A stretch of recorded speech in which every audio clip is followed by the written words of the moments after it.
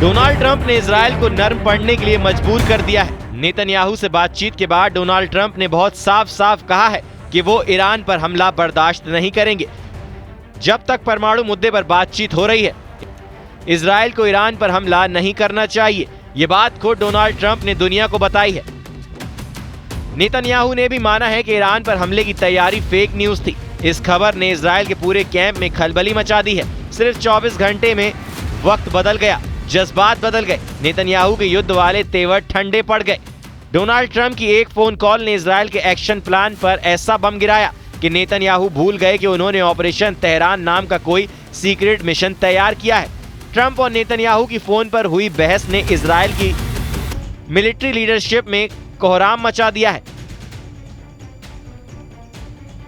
Netanyahu आखिर Trump से क्यों बोले वो ईरान पर हमला नहीं करेंगे? क्या ईरान से डर गया है इजराइल? नेतन्याहू ने कहा है कि ईरान पर हमले वाले ऑपरेशन की बात फेक न्यूज है, इसलिए सवाल उठ रहा है कि इजराइल किससे घबरा गया? ये ट्रंप का खौफ है या ईरान के तेवर? ट्रंप और नेतन्याहू की फोन पर हुई बहस का पूरी दुनिया को पता चल गया है।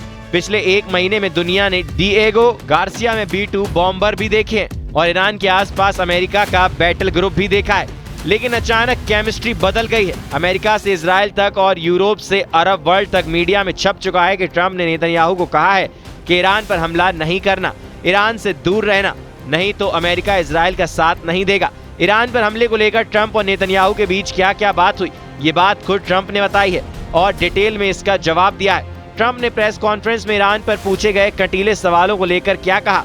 ट्रंप ने माना कि उन्होंने नेतन्याहू को वार्निंग दी। फिर प्रेस कॉन्फ्रेंस में अचानक शोर बढ़ गया और ट्रंप ने फिर से जवाब दिया और उनसे फिर काउंटर सवाल किया गया।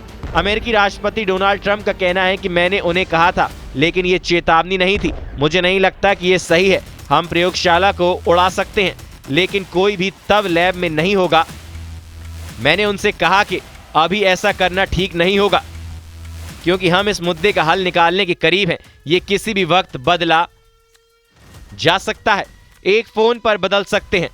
वो एक सौदा करना चाहते हैं और अगर हम सौदा कर सकते तो बहुत से लोगों की जान बच जाएगी।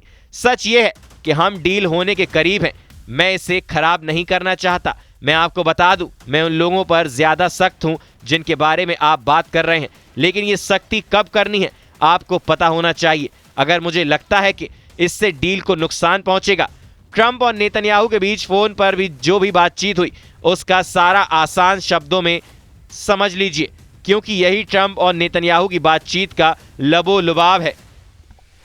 ट्रंप ने नेतन्याहू से कह दिया है कि वो अपना दिमाग ठंडा रखे, खासकर तब तक जब ईरान और अमेरिका की परमाणु मुद्दे पर बातचीत चल रही है और नतीजा 2 हफ्तों में निकल सकता है। लेकिन इजराइल के पॉलिटिकल सर्किल में इसका मैसेज कुछ और जा रहा है। सवाल उठ रहे हैं कि क्या ट्रंप और ईरान की डील ने इजराइल को ठग लिया है? ट्रंप इस वक्त सब कुछ अपनी शर्तों पर कर रहे हैं, चाहे वो टैरिफ हो, यूक्रेन हो, गाजा हो या फिर ईरान और इजराइल के बीच मंडराते युद्ध वाले बादल। ट्रंप ने बहुत साफ साफ मैसेज दे दिया है। नेतन्याहू पर ईरान के खिलाफ नर्म पड़ना ये पूरी दुनिया के लिए बहुत बड़ी खबर है, क्योंकि एक हफ्ते पहले इस बात की चर्चा शुरू हो गई थी इजराइल किसी भी वक्त ईरान पर हमला कर सकता है।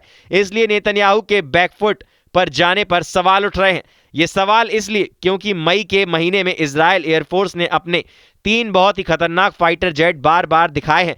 इजराइल का F-15 तैयार बताया गया, इजराइल का F-16 भी तैयार कर दिया गया, इजराइल को अमेरिका से मिला F-35 भी दिखाकर वार्निंग दे दी गई।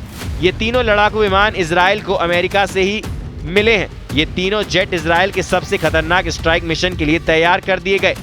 F-15, F-16 और F-35 तीनों के टारगेट पर ईरान है। ये बात बार बार बताई गई। ईरान के परमाणु प्लांट तक यही जेट ऑपरेशन करेंगे, इसका इशारा भी दिया गया। सवाल उठने लगा कि जनवरी गुजरा, फरवरी गुजरा, मार्च गुजरा, अप्रैल भी गुजर गया।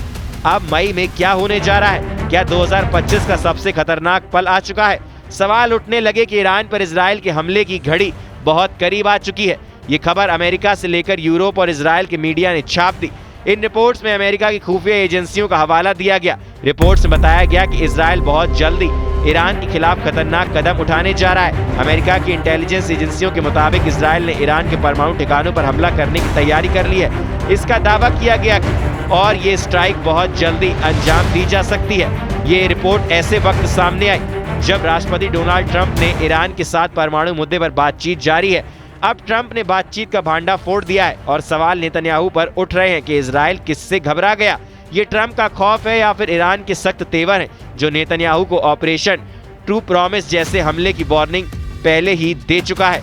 इजराइल हो या फिर अमेरिका, ईरान ने किसी भी हमले से निपटने के लिए पिछले 5 महीनों में बड़े पैमाने पर तैयारी की है। 5 युद्ध अभ्यास कर चुका है और हर मोर्चे पर यह साबित करने की कोशिश की है कि उस पर हुआ हमला बहुत ही खतरनाक जवाब की वजह बन जाएगा। लेकिन ईरान में कई टारगेट हैं जो इजराइल की लिस्ट में है। ईरान को सबसे बड़ा खतरा अपने परमाणु अड्डों को लेकर है। ईरान को खतरा उसकी सबसे बड़ी ताकत मिसाइल बेस को लेकर है।